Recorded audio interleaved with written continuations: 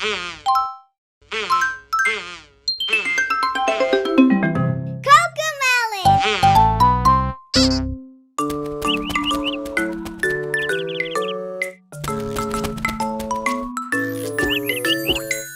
little eggs were sitting in the nest on top of the tree and all at rest.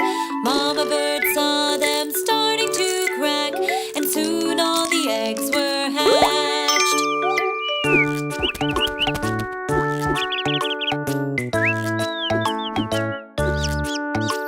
The first baby bird looked down at the ground. He got scared and couldn't make a sound.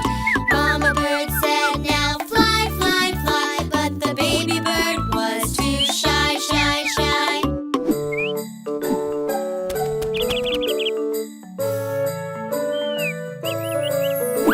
The first baby bird got out of the nest. Then the next baby bird looked at the rest.